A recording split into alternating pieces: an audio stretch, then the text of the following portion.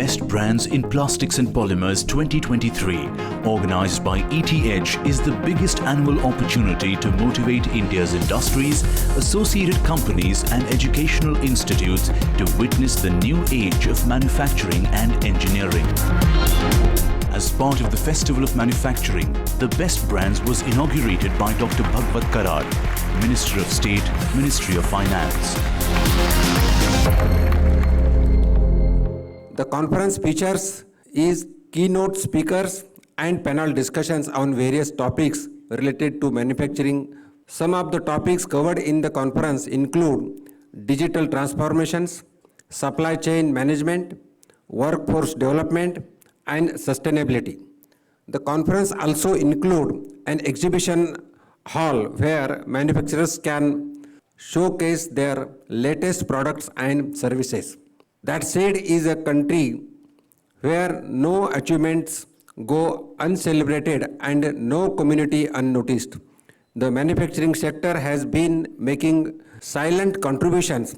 Festival of Manufacturing, through its initiative, Champions of Manufacturing, will felicitate ground-level workers from manufacturing plants who have made a large difference in their organizations, irrespective of their age, designation, and gender. These champions are being formally recognized. A thriving manufacturing sector could potentially be the most critical building block for India's economic growth in coming year. One of the main themes of the Festival of Manufacturing is to make Samarth and Sashakt Udyogi Bharat. Here we will discuss and deliberate on global companies are recognizing and various values of that. As it was mentioned earlier, the government of India is giving importance to the Make in India, Atmanirbhar Bharat, ease of doing business, PLI schemes, and there are different schemes to help the industries like Startup India, Stand Up India, and the Finance Ministry is also helping them.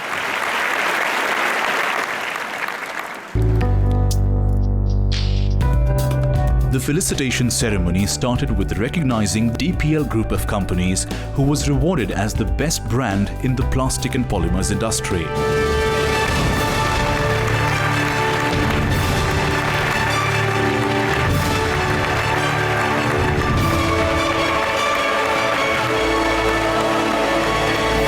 It was followed by recognizing Electronica Plastic Machines Limited, who was rewarded as the best brand in the plastic and polymers industry.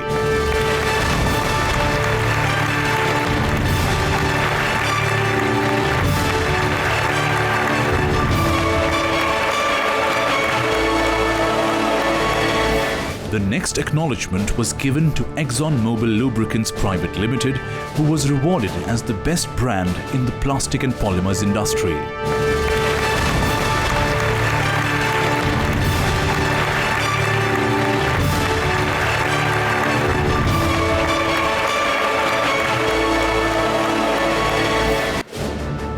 Hasco India Private Limited was the next recipient of the title Best Brand in the Plastic and Polymers Industry.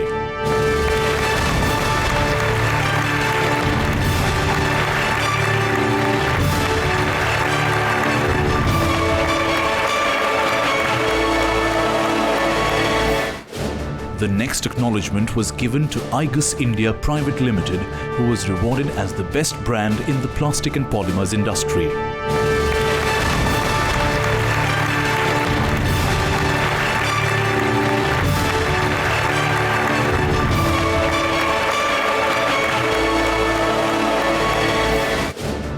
It was followed by recognizing JJ Plastalloy Private Limited, who was rewarded as the best brand in the plastic and polymers industry.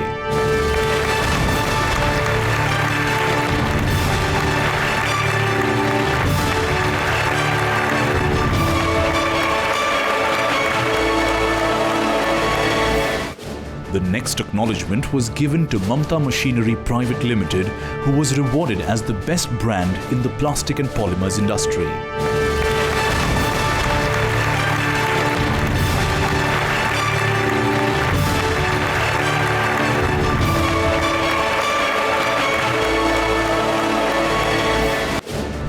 was followed by recognizing Reliance Industries Limited, who was rewarded as the best brand in the plastic and polymers industry.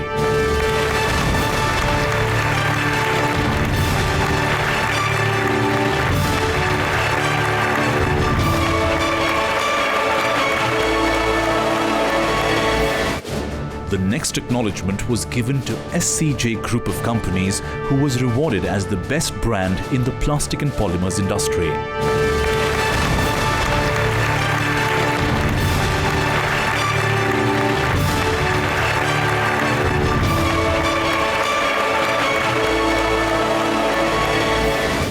It was followed by recognizing Sonali Polymers Private Limited, who was rewarded as the best brand in the plastic and polymers industry.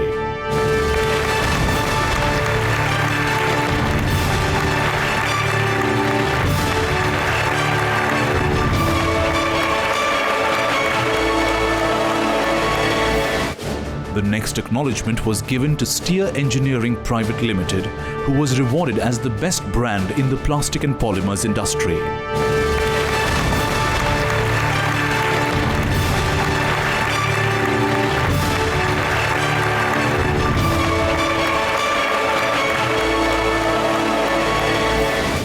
It was followed by recognizing Windsor Machines Limited, who was rewarded as the best brand in the plastic and polymers industry.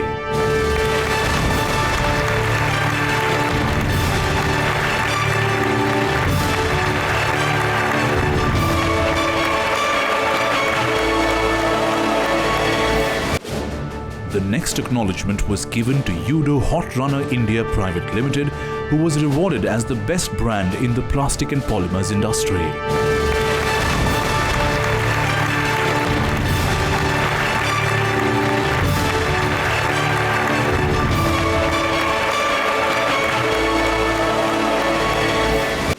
It was followed by recognizing UPO Corporation, who was rewarded as the best brand in the plastic and polymers industry.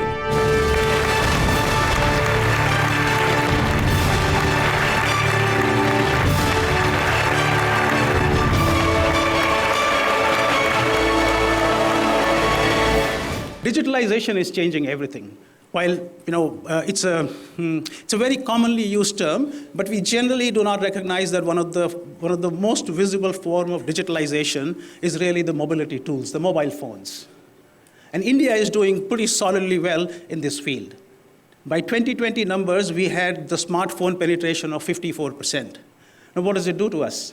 We have got a thriving ecosystem of startups that is able to leverage digitalization in all its forms, as well as the mobility tools, especially smartphones, to bring in innovations that just a few years back were really unthinkable.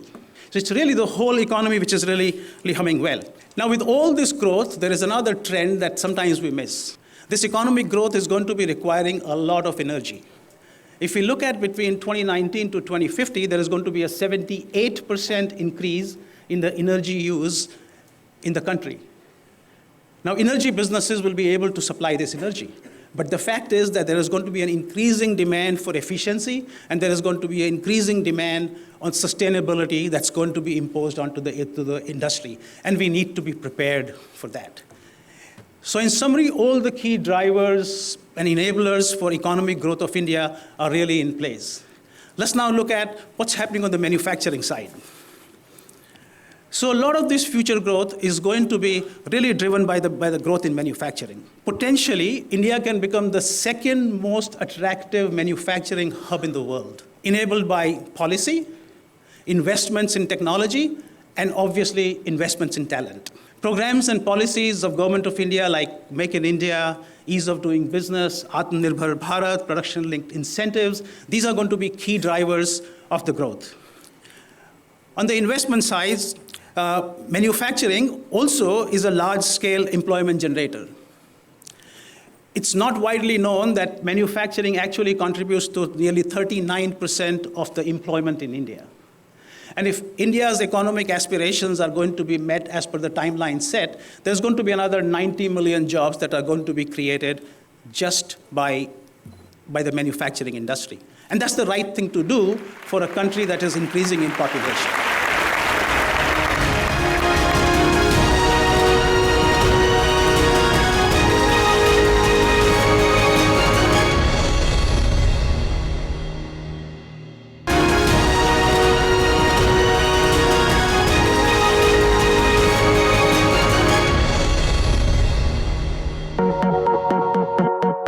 After the felicitation ceremony, we had Gursaurabh Singh sharing his thoughts on his invention and the manufacturing industry.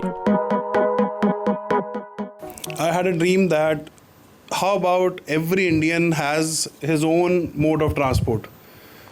Something sustainable, something affordable, something simple, which gets somebody from point A to point B. That was a dream. Didn't have much idea how that would happen in a country as big as ours. How is that even possible? This was a thought. Over a decade, this was something that was stuck in my mind. I did my research on this, and I narrowed down on two things. That if I want to bring in a change like that at this scale, and a change like that is a revolution, if this revolution needs to happen, it needs to be in accordance to two things. Number one, this needs to happen on a micro scale. A mode of transport for every Indian will be micro mobility, two wheels, the smallest possible two wheels. So hence the bicycle. I narrowed down on that. So in India, any one of you can get parts made, 100 pieces, 200, 500. It's so doable, and scale it up from there. So this is the beauty of why we are celebrating a festival of manufacturing. Manufacturing and R&D kind of go hand in hand. So if you have an idea, if you have something tangible which you want to research on, something you want to make, India is the place for you. After an intriguing speech by Gursaurabh Singh, Shivani Sharma, CMO, MB Software Private Limited, gave an interesting glimpse on the customer journey for the company. Talking about micro moments, so for any customer journey, there are 4 main stages, which is consideration, evaluation, experience, and purchase, right? So what are the pain points when somebody is considering that I don't have any opinion, I don't know what this product is about, and when they're evaluating, so where can I explore more about this product? That's the pain statement. And experience part, where will I get my solution, right? And of course, the purchase, I can't really decide what to buy. So what are your interventions as a business? What are your interventions that can help customers to relieve of these pain points? Right information, timing of the content. So when they are, for example, if they're looking for a solution, are you there at the right time, at the right place? That's important. Evaluation stage, are you, for example, listing of nearby service centers? Are you there, say, for example, on maps, right? Are you doing the right maps marketing strategy, right? Then comes your experience stage. So quick access, fast resolution. So if somebody is, for example, I'm just stating with examples to make you understand very quickly. So if somebody is, coming on your website, is your website equipped enough to answer to their responses quickly in shortest time frame possible? Are you doing that? Are you empowering your customers with that? And of course, during the purchase stage, so for example, ratings and reviews is something that's very common, and a lot of people decide if they want to purchase this product or not basis the reviews. Is your review game on point? So that's also something that's very, very important. The event culminated with a thought-provoking panel discussion on the topic Innovation, Need of the Hour for Indian Manufacturing. For somebody to come and give you the idea, what you need to create an environment where people are able to open up and people are able to contribute. And that is where the psychological safety comes into play, where how you are creating that environment where people are opening up and people are talking about. And that is the first step for you to create the creativity within your organization. And second is, give that space, celebrate the failures, correct? Again, you heard in the morning that there are more learning in the failure than the success. And that's where you need to create an environment within your organization or wherever you are working where you celebrate the failures, you fail fast, because at the end of the day, you have to make money as well. You are not here for the charity in the business, but you need to try, you need to create that environment where people fail fast and In that process, you learn something and you keep innovating something. So that is the way I would think about when I think about the innovation, the whole ecosystem, that how you can have a top-down approach and then from the bottoms up, how people can work on and how can they be more creative. And in that process, definitely some of the things will be repeating, some of the things people will be trying to learn from some other places. But that is a process. As a country, we need to learn that art. Now, when we look at competitiveness and the fact that India wants to, and we as a country want to, make ourselves a significant global power in manufacturing, we have to really segment the manufacturing demand, the demand from manufacturing. So where I'm coming from is that if I were to very broadly put it, we would have the standard requirements and mass production, and then we would have customized production. And today the world and the customer demand is moving more and more towards customized demand. Now the sweet spot that India needs to really find, and this is something that I very strongly believe in, because where mass production is concerned, I think, let's face it, there are countries which have stolen a march on us, but that's not the end of the race. There is customization, and there is one more, which is a combination of the two, which I would call mass customization. Now, it is in both these areas that I believe that we as a country stand a chance of making our mark in the global manufacturing, on the global manufacturing stage. Customization, why? Yes, we have a good population spread, a good demographic in terms of the number of engineers, skilled engineers. We are able to do design, concept to design to manufacture. Customization, because we are able to adapt the requirements very quickly. And mass customization is an aspect of bringing design into it, whereby by the manufacture of standard components in a mass manner, you get the advantage of mass production, but the combination, the non-standard combination of standard components, which gives you a customized product. When we compare with the China, if we talk about the backward integration, we are really facing a huge problem. We are dependent on China, and that kills our speed and reliability. So it is always better to have a backward integration facility within our country, number one. Number two, we are talking about the vocal for local. Similarly, we can also convert our thoughts like think globally, act locally. This would completely change the mindset of our people, that ultimately what a multinational or multi-nation, what is their expectation in terms of quality, cost, and the reliability. If these are the two on top of many more things, if we at least create such conditions within the organization, within the academia, within the policy makers, I think this would be another great possibilities for us to, we may not be on the spot in a position to reach to the level of China, but over a period of time, maybe another 3 to 5 years, we can definitely make our mark in our boosting our economy. And there was a time when it was seeming as if there's no end to the pandemic, and definitely it was looking like there is a dead end coming in, and that was when industry stood up and said, okay, let's face the reality and let's live with the pandemic, let's live with the virus. And I must say that prompted a lot of innovation in the industry, be it in terms of especially digitalization. You talk about augmented reality, you talk about AI, you talk about data and analytics. Today, after pandemic, the industry and manufacturing have realized the importance of data, why data storage is so important, and not only storage, but also analytics. So a lot of work is going on even now to have the efficient and strong analytics of the data what we have. Because if we have the right data analytics, what we can have is very optimized processes, be it in terms of manufacturing process, be it in terms of forecasting, be it in terms of inventory management or supply to the customers. And we see that the whole value chain and the whole life cycle of manufacturing has become much more efficient. Has anybody done better in COVID, with such a large population, better than India, probably the answer would be no.